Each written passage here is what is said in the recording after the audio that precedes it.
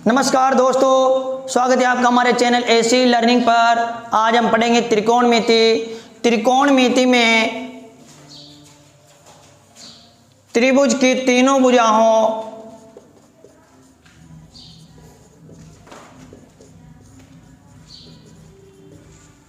और कोणों के आपसी संबंध की गणना की जाती है।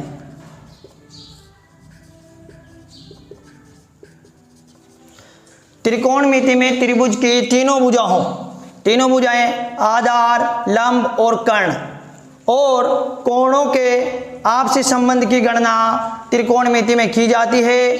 आज हम बात करेंगे टेक्नोमेट्रिक टेबल। त्रिकोणमिति सारणी का उपयोग कैसे किया जाता है, यूज ऑफ टेक्नोमेट्रिक टेबल। वैसे बहुत से बच्चों को डाउट रहता है कि इस टेबल में मान कहाँ से आया, लेकिन यह मान पहले से जो हमारे गणितज्ञ हैं उन्होंने पहले से फिक्स कर रखा है। आपको बस केवल ध्यान इतना सा रखना है कि मान कहाँ से आया। याद रखना आपको 0/4, 1/4, 2/4, 3/4 और 4/4। इन सभी मानों को आपको रूट में रखना है, जिसमें आपके पास साइन की वैल्यू आ जाएगी 0 डिग्री, 30 डिग्री, 45 डिग्री, 60 डिग्री और 90 डिग्री। तो चलो शुरू करते हैं। इनको रूट से बाहर रखेंगे। 0 को तो 0 आएगा, 4 को हम रख सकते हैं 2, तो यहाँ 2 को डिवाइड करेंगे तो क्या आएगा, 0 आएगी वैल्यू। तो साइन 0 पे 0 आएगी। उसी क्रम में इसको रख सकते हैं 1 को रूट से बाहर 1 और 4 को 2, तो साइन 30 डिग्री पे वैल्यू है 1/2।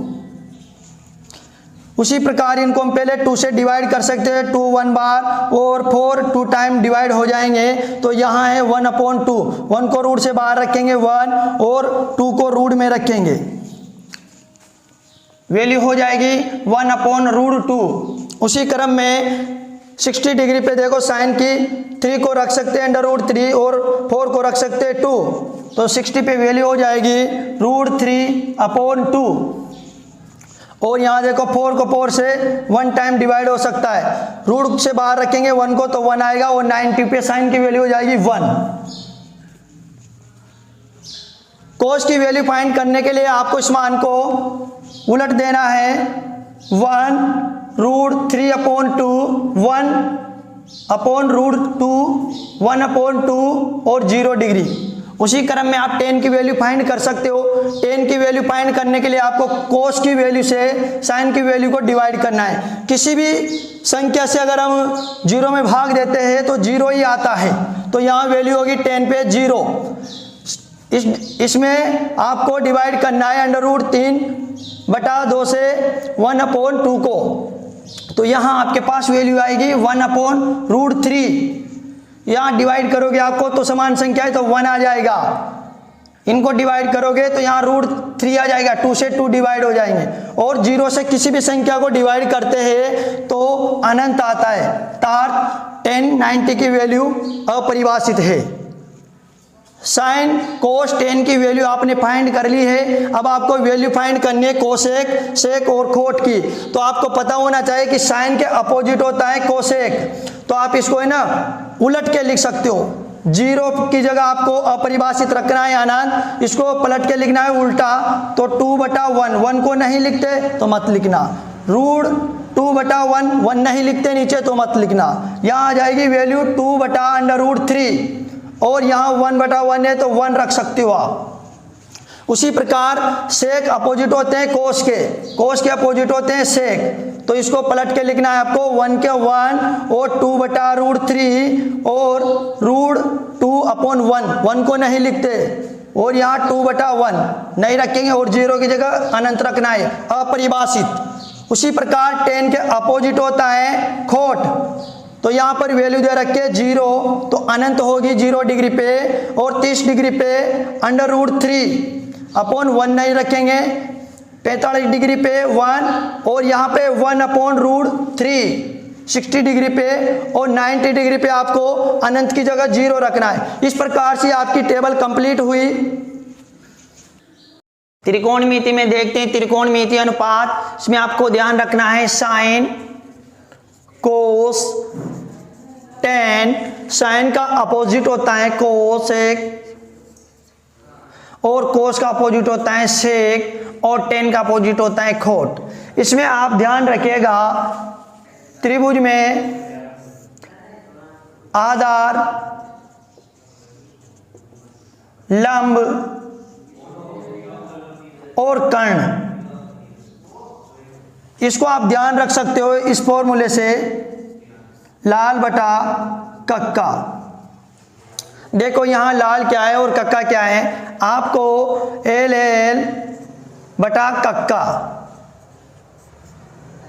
इससे आपको साइन, कोस और टेन की वैल्यू आ गई है। साइन की वैल्यू में एल बटा के, मतलब लंब बटा कर्ण। उसी प्रकार साइन का अपोजिट कोसेक होता है, तो कोसेक में क्या होगा, कर्ण बटा लंब। उसी प्रकार कोस का अपोजिट सेक होता है, तो सेक में होगा कर्ण बटा आधार, और टेन का अपोजिट होता है खोट, खोट में होगा आधार बटा लंब। इस प्रकार से आप इनकी वैल्यू को याद रख सकते हो इस फॉर्मूले से।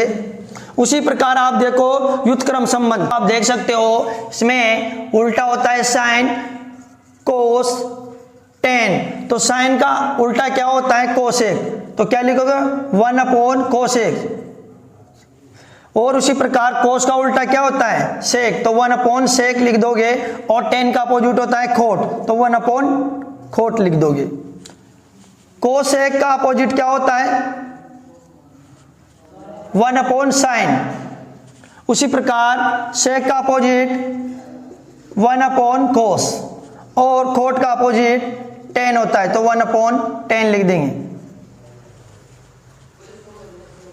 कोणों के त्रिकोणमितीय अनुपात, देखो पूरक कोणों के त्रिकोणमितीय अनुपात में पूरक कोण, दो कोणों को पूरक कोण तब कहा जाता है, दो कोणों को पूरक कोण तब कहा जाता है जब उनका योग कितना हो, योग 90 डिग्री हो। कितना हो 90 डिग्री। जब उनका योग 90 डिग्री होता है तब उनको पूरक कोण कहते हैं। तो पूरक कोणों में sine 90 degree minus theta equal cos theta. उसी प्रकार आप रख सकते हो tan 90 degree minus theta equal cot. Cosec में रख सकते हो आप COSEC, cosec 90 degree minus theta बराबर सेक। इनका अपोजिट रख सकते हो आप cos 90 degree minus theta equal sine. इनको अपोजिट रख सकते हो कोट को 90 degree minus theta equal tan। Sec का अपोजिट रख सकते हो आप 90 degree minus theta equal cosec.